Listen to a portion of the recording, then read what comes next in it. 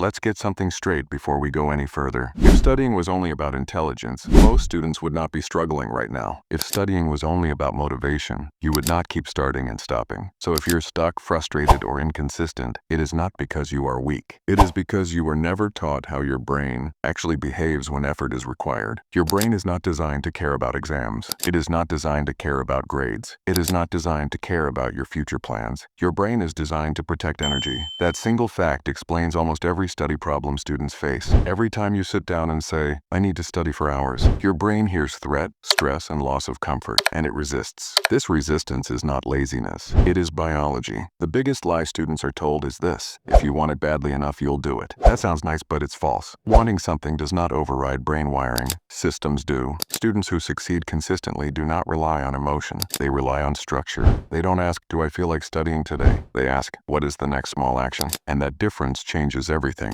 The moment you stop treating studying like an emotional decision and start treating it like a mechanical process, progress begins. Now listen carefully. The brain does not resist work. The brain resists uncertainty and overload. When a task feels unclear or too big, the brain shuts down focus. That's why study chemistry feels heavy, but solve one question feels manageable. So the rule is simple and non-negotiable. Never sit down to study a subject. Sit down to start a process. One page, one concept, one problem. Starting is the real battle. Once the brain is engaged, momentum takes control. This is why people who just start often keep going longer than planned. They didn't force discipline. They unlocked flow. Now let's talk about focus, because most students misunderstand it completely. Focus is not something you have. Focus is something you protect. Your attention is being attacked all day long. Short content, instant rewards, constant switching. Your brain adapts to what you expose it to. If you train it on fast stimulation, slow tasks feel painful. That does not mean studying is impossible. It means your focus threshold needs rebuilding. And rebuilding focus requires one brutal rule: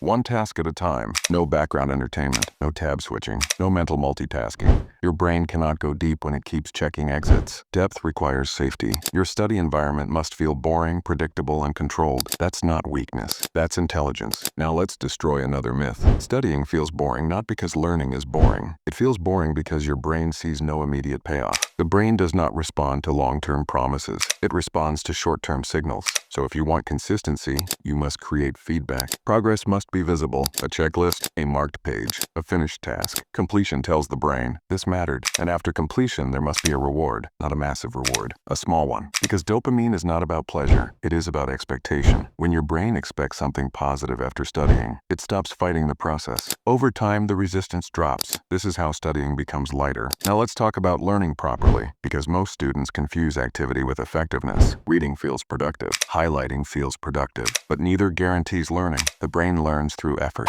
Effort creates memory. Struggle creates structure. If you are comfortable while studying, you are probably not learning deeply. Real learning feels slightly uncomfortable. Explaining concepts out loud, testing yourself without notes, writing explanations in your own words. These actions tell the brain, this information is important. Store it. And yes, it feels harder, but that hardness is what makes it stick. Now we move to the deepest layer, identity. This is where most students fail without realizing it. If you see yourself as someone who tries to study, your behavior will always be inconsistent. Trying assumes optional effort. High performers don't try, they identify. They don't say, I will study today. They say, I am someone who studies. That shift sounds small, but it's powerful. Behavior that matches identity feels natural. Behavior that contradicts identity feels uncomfortable. So stop negotiating with yourself daily. Decide who you are. Someone who shows up. Someone who respects learning. Someone who finishes what they start. Now let's talk about energy, because discipline without energy is impossible. Your brain runs on physical systems. If you are sleep deprived, focus collapses. If you are dehydrated, memory weakens. If you avoid sunlight, mood drops. This is not mindset, this is biology. You cannot out-motivate exhaustion. Before blaming yourself, check your basics. Sleep, water, movement, light. Fix these and half your problems disappear. Now understand this clearly. You do not need to love studying. You need to respect the process. Short sessions, clear structure, daily repetition. That is how average students outperform talented ones. Talent without structure fails. Structure without talent succeeds. Here is something nobody tells students. Confidence is not a prerequisite. Confidence is a byproduct. You don't wait to feel confident to study. You study and confidence grows naturally. Each completed session builds trust in yourself, and trust changes everything. One day day without announcing it, something shifts. Starting feels easier. Resistance feels weaker. Focus lasts longer. Not because life became easier, but because you became trained. This is what real progress looks like. Quiet, unimpressive, consistent. No dramatic transformation, no overnight success. Just systems compounding daily. And eventually results catch up. You stop feeling behind. You stop doubting yourself. You stop fearing effort, not because you became special, but because you stopped fighting your brain and started cooperating with it. That is how real students are built. Not through motivation, not through pressure, but through understanding, structure, and repetition. And once you understand this, studying is no longer a burden. It becomes a skill, and skills can always be trained.